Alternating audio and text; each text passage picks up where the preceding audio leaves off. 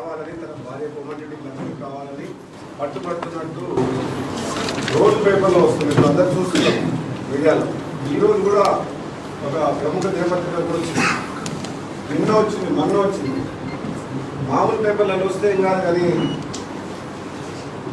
ఈనాడు, ఆంధ్రజ్యోతి లాంటి పత్రికలు కూడా హైయెస్ట్ సర్క్యులేషన్ ఒక డిఫరెంట్ పత్రికలు కూడా వస్తుంది.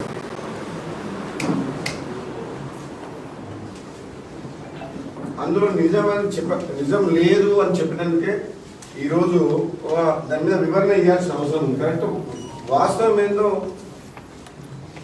భువనగిరి నియోజకవర్గ ప్రజలతో పాటు తెలంగాణ ప్రజలు కూడా తెలియాలి. అందుకోసమే ఈ ప్రెస్ మీట్ పెట్టి, సింపుల్ ప్రెస్ మీట్, ఎక్కువ లేదు దీని మీద మాట్లాడటానికి కూడా ఎక్కువ లేదు సబ్జెక్టు, కానీ అది ఎందుకు రాస్తున్నారు అనే దాని మీద వివరణ ఇస్తున్నందుకు ఈరోజు ప్రెస్ మీట్ పెట్టడం జరిగింది. అసలు కోమటిరెడ్డి లక్ష్మి తనకి ఎంపీ టికెట్ కావాలని అప్లై చేసుకోలేదు, అది మీ అందరికి తెలుసు.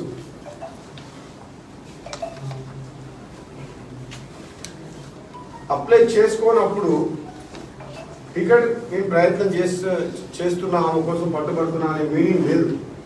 ఎక్కడ కూడా నేను టికెట్ కావాలని అడిగినట్టు కూడా లేదు. కానీ ఇప్పుడు నేను పట్టుబడుతున్నట్టు మాత్రం కోమటిరెడ్డి లక్ష్మి గురించి అని వార్తలు రాస్తున్నాను టీవీ పేపర్లలో. నిజంగా చెప్పాలంటే మన అసెంబ్లీ సెషన్ సమావేశాలప్పుడు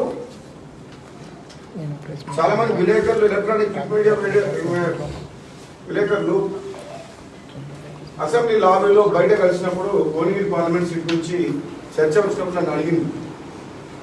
నేను అడిగిన మా జిల్లాల చాలా వరకు కోమటిరెడ్డి సోదరులు, ఉత్తమ్ కుమార్ రెడ్డి భార్య, జానారెడ్డి కొడుకులు ఇద్దరు ఎంతో మందికి టికెట్స్ ఇచ్చిండ్రు కదా, భువనగిరి పార్లమెంట్ సీటు బీసీలకు ఇస్తే బాగుంటుంది అని చెప్పి నా అభిప్రాయం కూడా వ్యక్తం చేసింది నిర్మోహమాటంగా.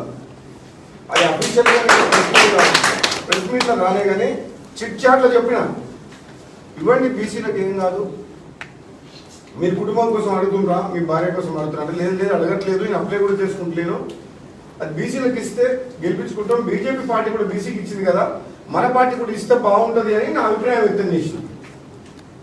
అంతే తప్పితే ఎక్కడ కూడా అఫీషియల్గా కోమటిరెడ్డి లక్ష్మి టికెట్ కావాలని చెప్పి నేను అడగలేదు. మరి ఎందుకు ఈ విధంగా దుష్ప్రచారం చేస్తున్నారో నాకైతే అర్థం అవుతలేదు. అంటే రాజగోపాల్ రెడ్డిని ఏ విధంగా డౌన్ చేయాలనుకుంటున్నారు రాజకీయంగా, ఒక విధంగా చెప్పాలంటే కొంత కావాలని కొందరు చేస్తున్నట్టు అనిపిస్తుంది ఈ ప్రచారం, దుష్ప్రచారం. నేను ఇప్పటికి కూడా అధిష్టానానికి ఒక శాసనసభ్యునిగా, భువనగిరి పార్లమెంట్లో ఉన్న శాసనసభ్యునిగా దీపాదాస్ మున్షి గారు కానీ ఇంకెవరైనా నన్ను అభిప్రాయం అడిగినప్పుడు అధిష్టానం మీరు సర్వే చేసుకొని భువనగిరి పార్లమెంట్లో మొత్తం విస్తృతంగా సర్వే నిర్వహించండి, ప్రజల మనసులలో ఏముంది, ఎవరికి ఇస్తే గెలిచే అభ్యర్థి ఎవరు అనేది మీరు డిసైడ్ చేయండి, మీరు ఎవరికి ఇచ్చినా పర్లేదు, అధిష్టాన నిర్ణయాన్ని కట్టుబడి ఉంటామని చెప్పి చెప్పడం జరిగింది. నా అభిప్రాయం, వ్యక్తిగత అభిప్రాయం. అలాంటి వ్యక్తికి ఏమని చెప్పలేదు, కోమటిరెడ్డి లక్ష్మికి కావాలని అడగలేదు. మీరు సర్వే చేసుకోండి అని చెప్పి చెప్పడం జరిగింది. అంటే నాకు అనిపించింది ఏంటంటే, గతంలో నేను పార్లమెంట్ సభ్యులుగా చేసిన సేవలు కావచ్చు, ఆ సోదరుడు కోమటిరెడ్డి వెంకటరెడ్డి పార్లమెంట్ సభ్యులుగా చేసిన సేవలు కావచ్చు, తెలంగాణ రాష్ట్రం కోసం పోరాడిన, పార్లమెంట్లో పోరాడిన తీరు కావచ్చు, వెంకటరెడ్డి కోసం ప్రభుత్వ పరంగా కాకుండా వ్యక్తిగతంగా కూడా ఒక మానవతా దృక్పథంతో కొన్ని వేల కుటుంబాలకు, లక్షల మందికి ఆర్థిక సాయం చేసి ఈ భువనగిరి పార్లమెంట్ నియోజకవర్గంలో ఎన్నో సామాజిక కార్యక్రమాలు చేసిన దృష్ట్యా సేవలు ఎన్నో చేసింది ఆమె. కేవలం మున్గోడు ఎలక్షన్స్ అప్పుడు నాకు సపోర్ట్గా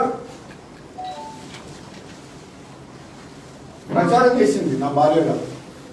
ఉప ఎన్నికలు కావచ్చు, మొన్న కావచ్చు, విస్తృతంగా తిరిగింది.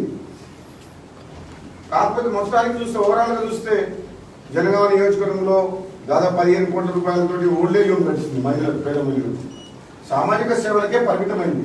ఒక్కసారి మాత్రం 2019లో నేను ఎమ్మెల్సీ పదవికి రాజీనామా చేస్తే ఇంకా 3 ఏళ్ల పరిమితి ఉంటే ఆ సీటు గెలవడం చాలా కష్టమని తెలిసినా సరే ఆనాడు పిసిసి ప్రెసిడెంట్ ఉత్తమ్ కుమార్ రెడ్డి కోరిక మేరకు ఎవరు కూడా పోటీ చేసేది ముందుకు రాకపోతే కోమటిరెడ్డి లక్ష్మిని పోటీ పెట్టడం జరిగింది. ఓడిపోదని తెలిసినా సరే అప్పుడు ప్రభుత్వం వ్యతిరేకంగా కోమటిరెడ్డి లక్ష్మి పోటీ చేసింది.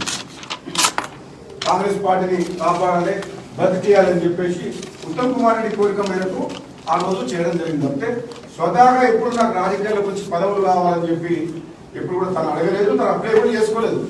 మీ అందరికీ తెలుసు, కోమటిరెడ్డి సోదరులు అంటే తెలంగాణ ఉద్యమం కోసం మంత్రి పదవి త్యాగం చేస్తే ఈ ప్రజాస్వామ్యాన్ని కాపాడడానికి మునుగోడు ప్రజల కోసం, ఈ ప్రాంతం కోసం ప్రభుత్వానికి వ్యతిరేకమైన పార్టీ పదవికి రాజీనామా చేసిన చరిత్ర మాది.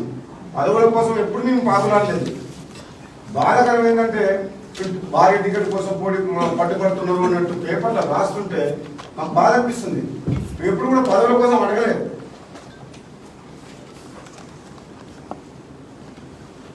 మీ అందరికీ తెలుసు, తెలంగాణ రాష్ట్రంలో కరోనా సమయంలో కోమటిరెడ్డి సుశీలమ్మ ఫౌండేషన్ మీద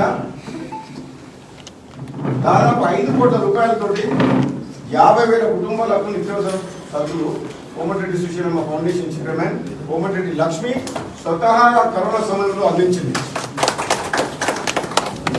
కానీ ఎప్పుడు కూడా తనకు పదవి కావాలని, నేను కూడా నా భార్యకు పదవి కావాలని మా సోదరుడు కూడా ఇప్పుడు వెంకటరెడ్డి గారు కూడా అడగలేదు. కేవలం పార్టీని కాపాడుకుంటూ కష్టకాలంలో కూడా ఎన్నో సందర్భాల్లో ప్రభుత్వం వ్యతిరేకంగా 2014 తర్వాత ఒక యుద్ధ వాతావరణంలో ప్రభుత్వాన్ని కాంగ్రెస్ పార్టీ గెలిపిస్తానికి కూడా నేను పోరాటం చేయని చెప్పి, కానీ ఎప్పుడు నామినేటెడ్ పదవులు కూడా తీసుకోలేదు. అడగలే కూడా ఎమ్మెల్సీనో రాజ్యసభనో అటువంటి పదవులు ఎప్పుడు కూడా కోమటిరెడ్డి బ్రదర్స్ అడగలేదు, తీసుకోలేదు. పోరాటం చేయడమే తెలుసు కానీ అడుక్కోవడం తెలియదు. ఈరోజు ఈ చర్చ విపరీతంగా ఎందుకు జరుగుతుంది భువనగిరి పార్లమెంట్ గురించి?